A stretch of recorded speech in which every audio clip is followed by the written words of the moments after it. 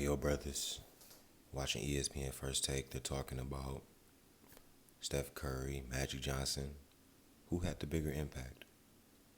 And the first thing I have to say is both of these players have had a tremendous impact on the game, but Stephen Curry does not have the same impact on the game as Magic Johnson. Magic Johnson, there wouldn't be a league arguably today if it wasn't for Magic Johnson.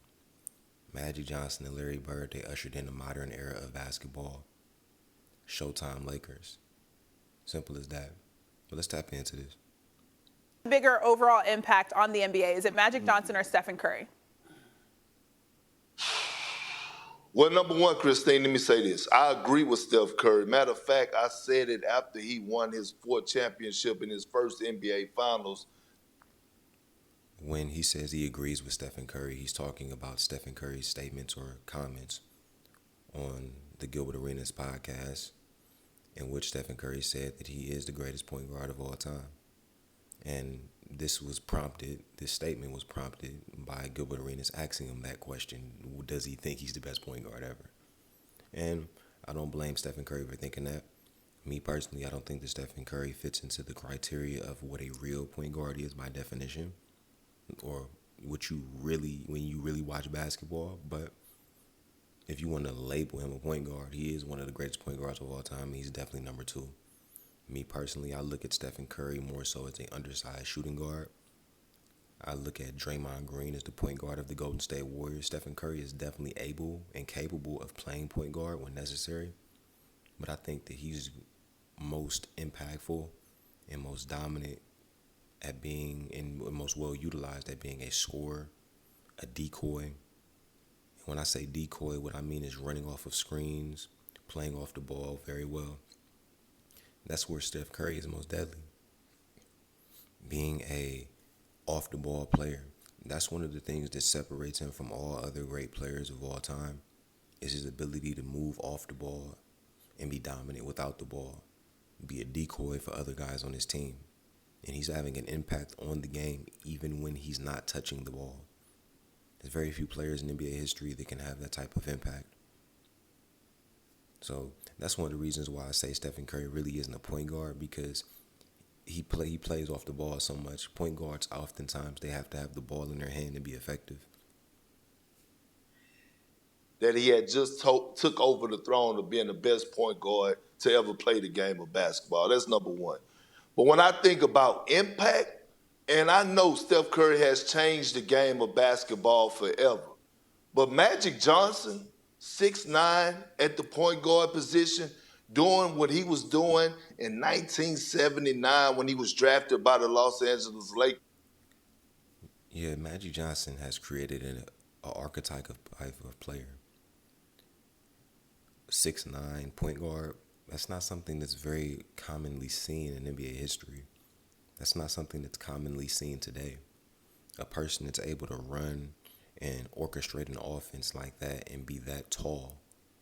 Most people, when you're 6'9", 6'10", you're expected to be a power forward or center, not a point guard. And I understand that, because in general, when you are that tall, you need to be able to operate in the post, which Magic Johnson was capable of doing.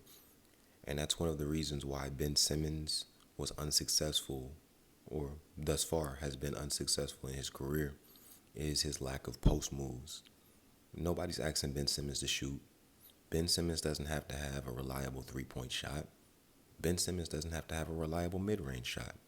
But Ben Simmons does have to have a dominant post skill set. He has to have a jump hook. He has to have a post fadeaway. He has to be able to back you down deep into the paint and be able to knock down easy shots. He should at least be able to do that. Does he have a post shimmy? Does he have a hook shot? If he can add these simple things to his arsenal, he will be an extremely dominant player. He may not be an MVP candidate, but he would definitely be a starter in the NBA. The reason why Ben Simmons is not a starter in the NBA is not because of his lack of ability to shoot. It's his ability to score in a nuance of ways. Simple as that, man. You have to get a post move, man. This is what Magic Johnson had. Magic Johnson had an ability to score in the post. He had the ability to score in transition. If Magic Johnson played today, Magic Johnson would have a dominant post game. People talk about Magic Johnson's ability to shoot the ball. Well, Magic Johnson wouldn't have to shoot the ball. Once again, there's different ways to score. The three-point shot is not the only shot on the court. It counts. Quite frankly, the three-point shot is arguably the most inefficient shot on the court because most guys that are shooting threes are not shooting above 40%. The majority of guys that are shooting threes, they're shooting below 40%, meaning those three-point shots are not helping their team. It's really hurting their team. It's an inefficient shot. It's a shot where if you make less shots, you're still rewarded. If you shoot 2 of 5 from the three-point line, they say that that's the equivalent of shooting 3 of 5 from the field. I get it. I get it 100%. But at the end of the day, man, the three-point shot is not the best shot. The best shot is always going to be a layup at the rim, a dunk at the rim. That's always the best shot. You always want to get the easiest shot possible closest to the rim. You don't want to keep taking 30-foot shots all game. What are you going to resort to when those shots are not going in? And that's what you see with a lot of shooters. I think Jason Tatum's one of the best three-point shooters in the NBA. And oftentimes what happens is Jason Tatum, his three-point shot doesn't fall. And you can see that it starts to mess with his confidence. On until he went on to retirement, he also changed the game. But here's the way that he impacted it the most.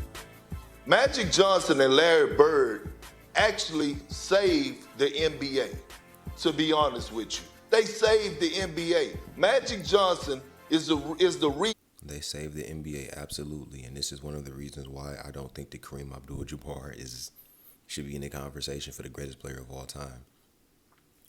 Because Magic Johnson and Larry Bird had to come in and save the NBA after the 70s. This is Kareem Abdul-Jabbar's era. Simple as that. This is just the reality of it.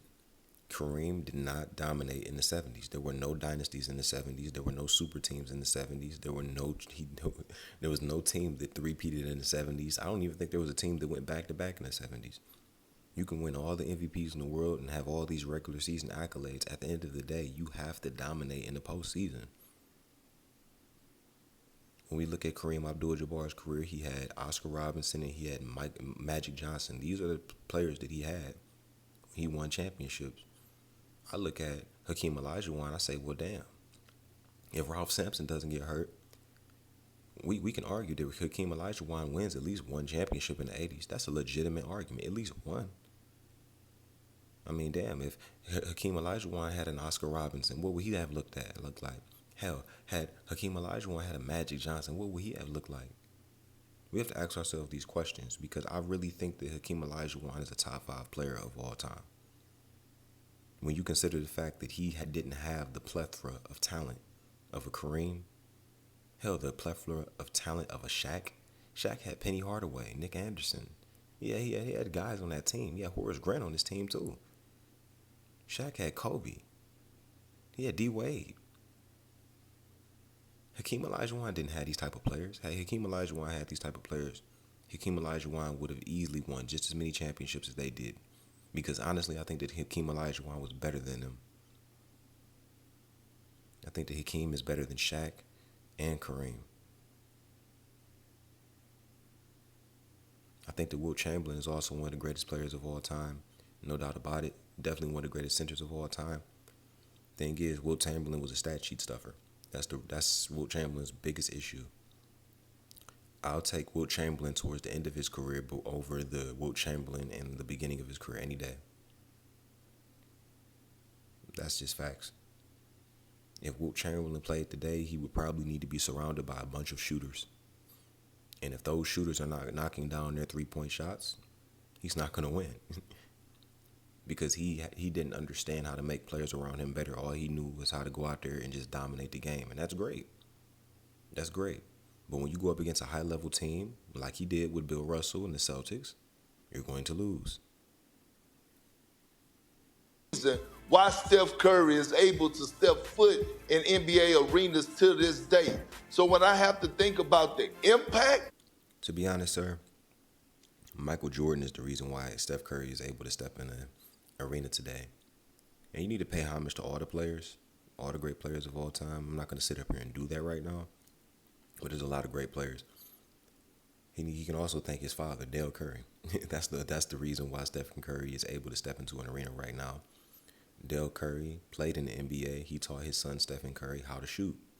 He taught him the proper mechanics, how to release the ball, and as you can see, him and his brother, Seth Curry, are both in the NBA and known as shooters.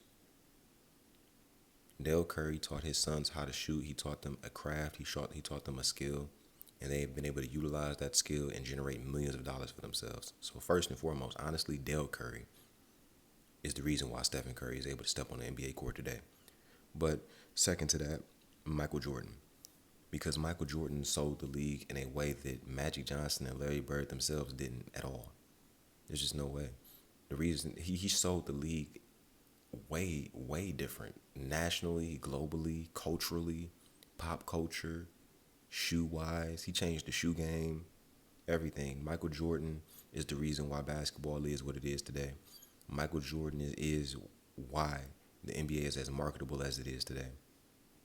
Without Michael Jordan, this league wouldn't be what it is today. Basketball would have just died out in the 90s. That's all that would have happened. Larry Bird and Magic would have sold the league in the 80s. And then basketball would have died out in the 90s. There probably wouldn't be a Kobe. Going into the 2000s, the basketball probably wouldn't have been as dominant either. Because I don't think that a Charles Barkley would have been able to sell the league in the 90s. I don't think that Karl Malone and John Stockton could have done it. I don't think that Gary Payton would have been able to do it. Hakeem wouldn't have been able to do it. Penny Hardaway had injury issues. Maybe the NBA script changes, but at the end of the day, if Michael Jordan didn't play in the NBA, I think that the NBA would have died out in the 90s. I don't think that there's any player in the 90s that played that would have been polarizing enough to sell the league. And that's an argument, arguably that's an argument against Jordan. There was some great teams in the 90s, but there was no other polarizing player in the league at that time that could have sold the league. I will give LeBron James credit that Stephen Curry is a player that is polarizing enough to sell the league. He did go up against Steph Curry. Arguably a player that is polarizing enough to sell the league. Yeah, unfortunately, Stephen Curry happens to be 6'3" and about 40 pounds lighter than LeBron. But in general, LeBron did play against Steph Curry. Jordan didn't really play against anybody in the 90s that could sell the league on a national or global scale. I can't take that away from Magic Johnson, because without Magic Johnson, we probably wouldn't see the NBA where it is today. He saved the game, him and Larry Bird. Yeah, I agree with that. But once again, he saved the game, but Jordan took it to that next level. And once again, there would not be an NBA today probably if it wasn't for Michael Jordan. I believe that basketball damn well would have died out in the 90s. As you can see, when Jordan retired, basketball started to die out the first time. And then when he retired the second time, basketball also started to die out, even with Shaq and Kobe. Simple as that. They pushed Allen Iverson heavily one year, and that was cool, but it brought such a toxic, corrosive, ghetto energy into the NBA that it almost caused the NBA to implode within itself. You have the malice at the palace and things of that nature. At the end of the day, LeBron also helped save the league as well. LeBron James has done a good job of promoting the league as well. Damn good job. Kobe has also done a good job of selling the league. I'll give D Wade his props in the early or the mid 2000s. You had Melo in the 2000s. Players like that, Dwight Howard, Chris Paul. Dwight Howard actually participated in a dunk contest. Kept the league interesting. Guys like that, they definitely helped sell the league in the 2000s. But once again, I think that the league probably would have died out in the 90s had it not been for Michael Jordan. I agree with you, Perk, but I go to this, why I think Magic Johnson impact. Because Magic Johnson performed in the NBA. Not only was he a great basketball player, we all understand how good Magic was and what he meant as a player. Magic Johnson brought fans that wasn't interested in basketball because of his performance. 100%, and a lot of that is because of the market that he was playing in. People talk about market today. marketability doesn't really play as big of a factor today because of social media, and we are able to communicate with everyone basically from the tips of our fingertips. We have phones, social media, stuff like that. But back in the 80s, the market that you played in was very important. Magic Johnson had to play in a major market, whether it be a New York or a Los Angeles Lakers team. And I think him playing for the Lakers was the best thing for the league. It hits different when you got Michael Jordan or Magic Johnson or Eddie Murphy. You got all Denzel Washington, whatever. You got all the top celebrities and stars sitting courtside watching you. It hits way different. You got Michael Jackson sitting right there. You got all the most beautiful women in the world right there. You have all the greatest models, the Playboy models sitting right there courtside going ooh and ahhing at everything you do. It's a little bit different. It's a star attraction. It's different when you're watching the game and you're watching other stars watch this star. It's way different. So that's something we have to understand. It's the market that he played in, LA, Los Angeles. It was just a sunshine city. It never rains in California, these type of things. And it also helped that Bill Russell had built the Celtics up to the point where they were known as a historical franchise, and Larry Bird was just able to continue off the foundation that was already built by Bill Russell. I don't care what anybody says, Bill Russell has got to be number 2 or 3 on your all-time greatest list. He built a franchise and made the Celtics a historical team during a time of racial turmoil in this country. Just calling it what it is. He had to deal with all types of racism in this country. Feces on his wall, things of that nature. This is the reality. And Bill Russell was still dominant. He wasn't having mental illnesses or suffering from, anxiety and depression all the time. You just man up and get through it. These dudes were more mentally tough back then. Dudes today would be crying and would have mental issues and mental breakdowns about the stuff that Bill Russell went through back in the day.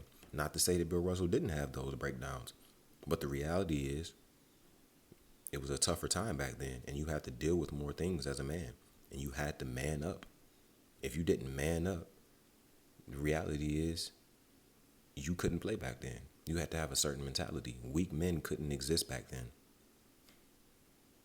Entertainment aspect of who he was as a 6'9" guard, even on and off the court. Like Magic Johnson became not only an icon for being a good point guard and the way he played, but the no-look passes, the ability to make people in the arena go ooh and ah. And it's not like it hadn't been guys before. You had the Dr. J's of the world. You had guys.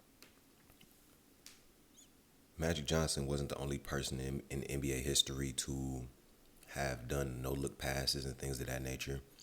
There were guys in the 50s, 60s, and 70s that were doing no-look passes, behind-the-back passes, doing fancy passes. One person off the top of my head is Pete Maravich. You had a lot of talented guys that entered the NBA. Once again, just Magic Johnson at the time that he came into the league, also coupling with the fact that he was in Los Angeles, the city of stars, Hollywood, that helped. Guys that were very, very important and great to watch. But Magic just had that sizzle. Like the Showtime Lakers was because of Magic Johnson more than anything. You think about when he came into the NBA as a 6'9" guard, to your point, playing center when Kareem didn't play. Like, we could talk about how good he was as a basketball player, but to your point, Perk, when you talk about impact, I go from, we can have an argument about Steph Curry being the best point guard, right? And that's a legitimate argument. Impact on the game, though, I think at the time Magic Johnson came into the NBA, they needed a shot in the arm for entertainment. Okay. And he took it to that level. I disagree with both of y'all, but that's only because I was talking strictly basketball. Gotcha. When you take the stuff off the court that both of you, first you, Perk, you, Big, Swag, that y'all brought up, there's no debating that, okay? I'm only talking on the basketball court. It comes down to this. Magic Johnson, I know he was 6'9". I know we didn't see anybody 6'9" that could do the things that he could do. We know how he revolutionized the game because Showtime was Showtime. Lord have mercy. I mean, could you imagine if he had gotten drafted by the Milwaukee Bucks instead? Yes, I stated that early on in the video. Yeah, him being drafted by the Los Angeles Lakers is what helped him sell the league. Had he been drafted by just a regular team in Middle America, nobody would have really had. He wouldn't have had the same star attraction. It wouldn't have been as easy to sell the game. So I think that it was very important that he was drafted by the Los Angeles Lakers or the New York Knicks. It would have had to be one of those major market teams. And to be honest, growing up, I was a small market team fan, growing up in the Cleveland area. But in general, I understand that you need to have superstars in these major markets. You have to. You have to have superstars in New York. You have to have superstars in Los Angeles. My only issue is that guys like Stephen A. Smith don't acknowledge the fact that you need superstars in small market teams too. You cannot sell a league on just LA and New York. LA, New York, Miami, Houston, these major markets, these are not the only places where you can have great players. Otherwise, you're going to have a league that really only has 5 teams. That middle America market, those smaller market teams, those make up fan bases as well. And if you want guys to be interested, you have to have teams in these smaller markets. And you have to make these smaller market franchises feel like they have an opportunity to win as well. Especially seeing that we are in a more global time period. We are not in the 80s, we're not in the 90s or the early 2000s. We have social media now. Marketability is not the same. You can be marketable now. You have everybody is flying private now. These guys are making more money than ever now. You don't have to live in LA to make money. You don't have to live in LA to have marketability anymore. And that's something that people need to talk about. You have to have smaller market teams. Otherwise, you're not going to have interest. Otherwise, everybody's just going to be a bandwagon. Otherwise, people are really going to see the NBA for what it really is, a TV show. And once you remove that component, what's going to happen is the idolatry component is not going to be as relevant anymore. The fan interest is going to die out and die down. Simple as that. And these smaller market franchises, they need that because that boosts the economy. These sports teams, they boost the economy for a lot of these smaller market areas, these local areas. When you have a football team, a baseball team, a hockey team, and a basketball team in your city, there's always going to be the economy downtown is always going to be running. It's always going to be stimulated. People are going to go to sports bars. People are going to want to do something after the game or before the game. During the playoffs, people are always going to be a very festive environment. I remember being in Cleveland when LeBron James first came back. And especially around the time that the Cavaliers went to the playoffs for the first time, especially in 2015, when they went to the championship against the Warriors, I was downtown myself. Just seeing the environment down there. Everybody was festive. Everybody was down there hanging out, kicking it, just happy to be down there. Once again, that helps the economy for your local area. Places like New York, they don't need a football team or basketball team to boost their economy. But these smaller market teams, whether it be a Cleveland, a Milwaukee, a Detroit, a Indiana, those cities having a major sports team helps stimulate their economy. It wouldn't have say. I mean, you can't have Showtime in Milwaukee. I love Milwaukee. Okay, good city, great sports town, but you can't have Showtime. It ain't LA. It ain't LA. It ain't La La. Okay, and You can't have Showtime in Milwaukee 30 years ago, but today you can't have that. You can have Showtime today. add love and respect to my girl La La Anthony, but La La, when we say La La, before her, it was Showtime, it was LA. That was La La, okay? We got that. Let's fall back for a second, though, and understand this. Although he was the orchestrator and the engineer of Showtime, can't do that if you don't have Worthy on one wing. Can't do that. Absolutely, and that's one of the things about Magic Johnson that I arguably hold against him is the fact that he had the personnel. You had James Worthy, you had Kareem, you had Byron Scott, and not only that, I'm not even going to gas up Byron Scott, but I will gas up Michael Cooper. Michael Cooper is one of the greatest defenders of all time. This is just a fact. He played with some Hall of Famers. He played with some dogs. Not only that, man. Not only did he play with some talented people, he played with some dogs. Like dudes, like James Worthy was a guy that could have been a dominant player on another team type guy. He was a Paul George level talent.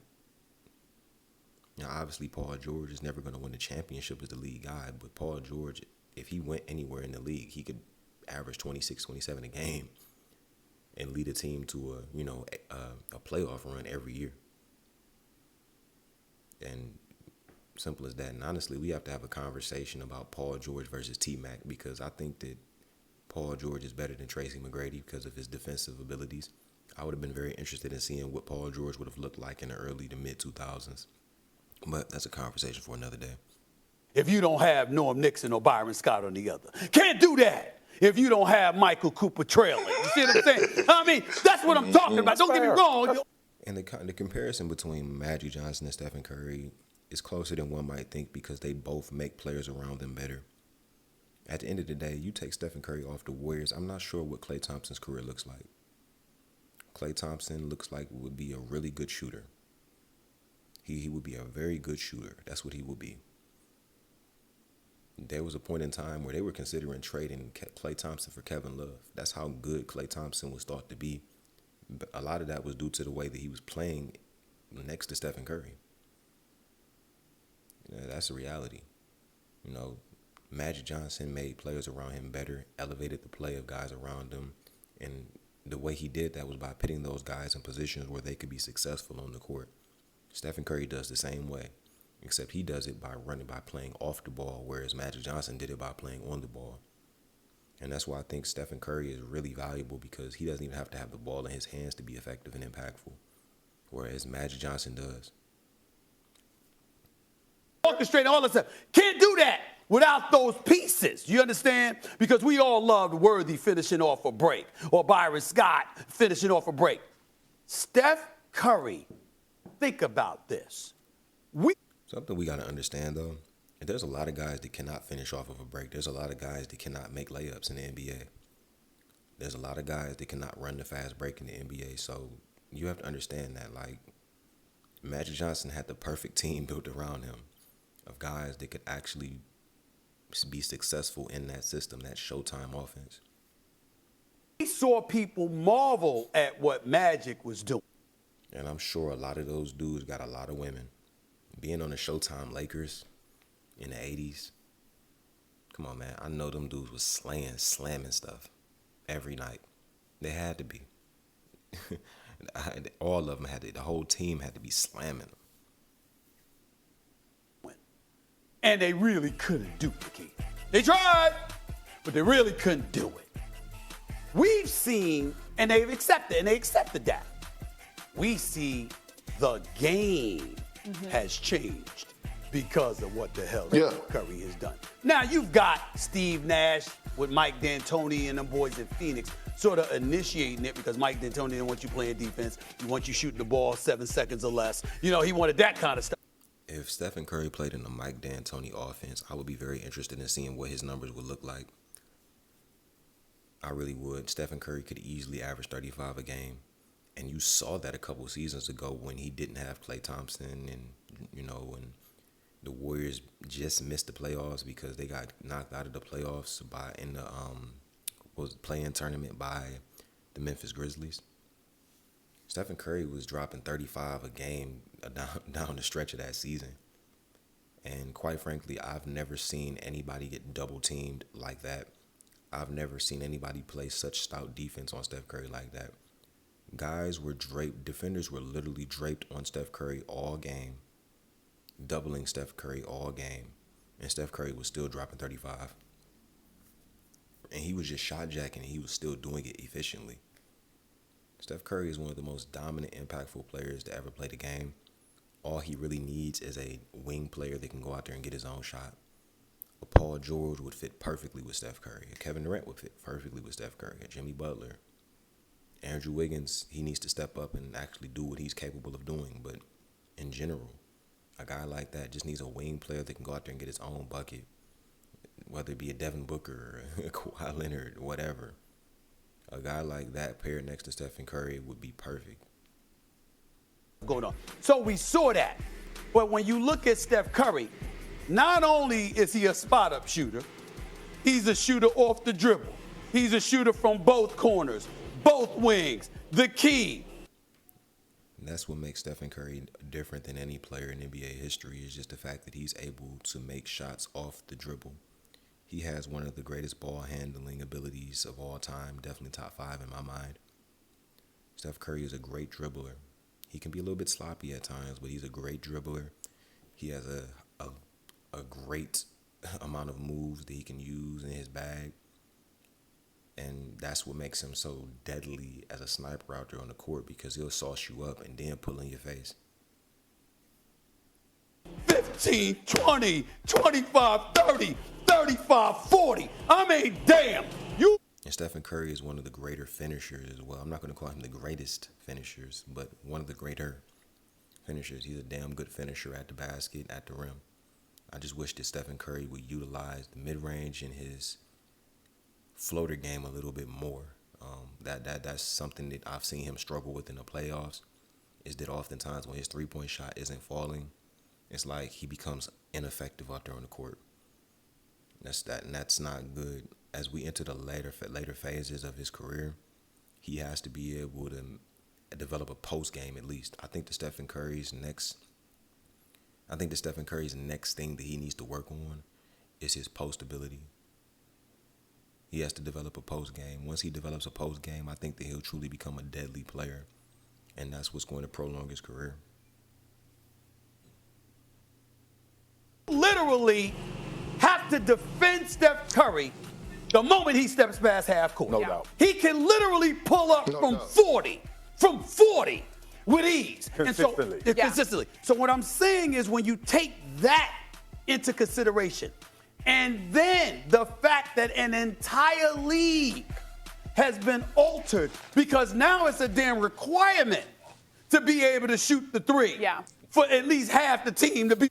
It's not a requirement to shoot the three. Dudes just have to be more efficient. The problem is guys aren't that efficient. You can be extremely effective and impact the game in a lot of ways without shooting a lot of threes. You don't have to be able to shoot threes. You just have to have a diversity of moves. The problem is guys don't have post moves. That's the main issue. Guys don't utilize the post. And that's why the game is softer today, is because guys don't utilize the post. Just like I said, Stephen Curry, if he develops his post game more, when that three-point shot isn't falling, he'll be able to rely on his post moves, his post fadeaway, his post shimmy and stuff like that. And that will help him gain his confidence as the game goes on. Because once again, when your three-point shot is not falling, Stephen Curry, he kind of becomes ineffective. That's the quickest way to beat the Warriors, is by taking away the three from Stephen Curry. And there's nothing you can do to take it away from him. But if you slow down the game, slow down the pace of the game, and you take away the three-point shot from Stephen Curry, the Warriors are not going to beat you. That's the key to beating the Warriors. And that's the way that the Cavaliers were able to beat the Warriors. They slowed down the game, they took away the three-point shot, and got physical. That's how they were able to come back from 3-1. The problem in that series is they should have never been down 3-1 in the first place. The reason why they were down 3-1 is because they were trying to play like the Warriors instead of trying to play to beat the Warriors. You don't play like the Warriors to beat the Warriors. You're not going to outshoot the Warriors. You're not going to outrun the Warriors. You have to slow the game down, utilize the post, make the game more physical, and take away the three-point shot from them. That's how you beat them, and that's what the Cavaliers did. LeBron and Kyrie Irving, they were on the wing, dominating, slowing the game down, isolating the game, and slowing it down. And on defense, Iman Shumpert, J.R. Smith, guys like that, were locking up Stephen Curry, not locking him up, but being more physical with him. One of the problems today, once again, is the post game is not relevant and prevalent enough in the game. That's why guys think that they have to shoot so many threes. You don't have to have the mid-range is not going away.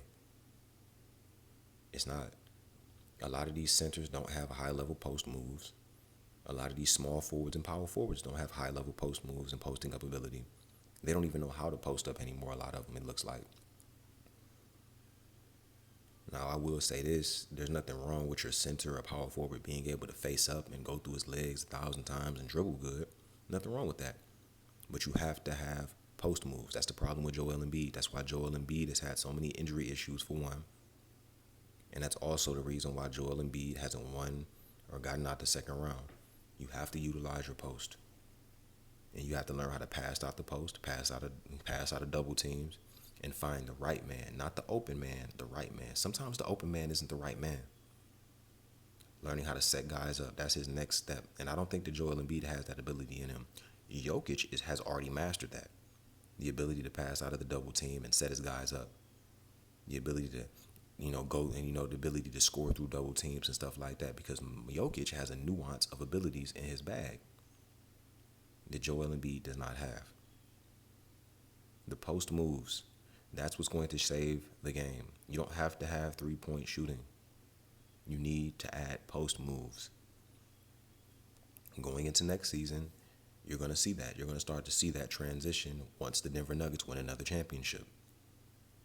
You're going to start to see that the teams that are going to win championships are not only going to have three-point abilities, but they're going to have posting up moves abilities, and the game is going to start to change. You have to add the post to your game. Whoever adds the post to their game and is successful in the post, that's who's going to win championships. On the court, it's a requirement. Yeah. Because of Steph Curry. That is the difference. And that's where I go with Steph next. Curry over Magic. Go ahead, Perk. Go ahead. Well, it's saying on the court, I'm going with Steph Curry. I think he is one of the greatest entertainers to ever play in sports. Without question. Not just in basketball. And forget changing the NBA. He has changed basketball forever. When you walk In the worst way possible. He's changed basketball in a terrible way. Basketball has gotten so bad because of Stephen Curry. And Stephen Curry is one of the greatest three-point shooters ever. No doubt about it. He is the greatest three-point shooter ever, but he's impacted the game in such a negative way, to the point that you can go at a park, any park in America, and you have guys just pulling up from three, from half court. You weren't seeing that years ago, man. There was guys that could pull from half court and stuff like that, and you could shoot like that, cool, but there was never guys at this clip just pulling like they are now. You have so many people just pulling. Everybody wants to shoot threes. And three-point shot is oftentimes a bailout shot. It's a bailout shot. walk into AAU gyms, you see parents and coaches going crazy because kids don't pull up in the mid-range. Kids don't want to take layups on fast breaks. Right. Kids pulling up for three-point. They don't understand. They don't understand that it's a marathon, not a sprint. They don't understand that. They don't understand pace of play. They don't understand style of play. They don't understand that styles make fights. Shots that don't have no business shooting threes. So when you talk about a generational talent that has changed the game forever, the one of the best entertainers in sports history, yes, I'm going with Steph. But I'm just saying, Magic saved the game of basketball. Yes, absolutely, brothers. Magic Johnson saved the game of basketball, but there wouldn't be an NBA today probably without Michael Jordan, because I think that without Michael Jordan, the NBA would have just reverted back to what it was in the 70s. A very dull, boring league with not enough dynamic teams, without any superstars that you can really sell on a mass, national, or global scale. One of the reasons why, once again, I say that Kareem Abdul-Jabbar cannot be a top 3 or 4 player, just simply off the fact that he didn't sell the league. Tim Duncan, another player that arguably could have had 6 championships had he beaten LeBron James in the 13 finals. Tim Duncan really could have 6 championships. He'd have been 6-0 in the finals. And guess what? He would not have been in anyone's top 5. Why? Because he has the ability to sell the league. He did not sell the league. At the end of the day, you have to have dynamic players, superstar players, legendary players. That's what you have to have. That's what sells the league. In the 90s, if there was no Michael Jordan, hell, in the 80s, late 80s, 90s, if there was no Michael Jordan, the NBA would have died out. The NBA would have died out. It would have reverted back into what it was in the 70s, and it probably wouldn't have been able to survive the 90s and the early 2000s, because the 90s and the early 2000s was not a good time for the NBA. You needed Jordan. Even in the late 80s with Michael Jordan going up against the Detroit Bad Boy Pistons, you needed that rivalry. You needed that component, because had the Detroit Pistons not had to go up against Michael Jordan, nobody would have been as interested.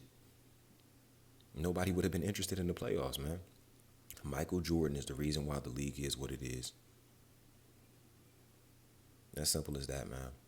You have to have superstars. The league needs to promote superstars. And that's one of the reasons why the league needs to get Zion Williamson and Ja Morant together. Because Ja Morant, Zion Williamson, these are the guys that are going to sell the league, as well as Luka Doncic. But these are the guys that are going to sell the league. If you can get Zion Williamson together, that's your guy. That's the guy that's going to sell the league for the next 10 years if he can get healthy. That's the person that's going to take over the league, take the game to the next level, change the game, be the most dynamic player and one of the greatest players of all time. That's that guy. You need to sell rivalries. Giannis versus Zion, Ja versus Zion, Luka versus Zion. We need Zion Williamson healthy coming into next season, desperately. Another thing we need to do is we need to get Lonzo Ball together. I don't think people understand Lonzo Ball's impact on the game. Lonzo Ball is not a superstar or anything like that, but his star ability. Lonzo Ball is one of the best point guards in the NBA. And if he's on the right team in the right situation and he's healthy and he continues to get better, I would have loved to have seen Lonzo Ball playing with Zion Williamson. I think that's literally what the Pelicans are missing. Outside of Zion, they just need to have a healthy Lonzo Ball. But I'm going to sign out of this, brothers.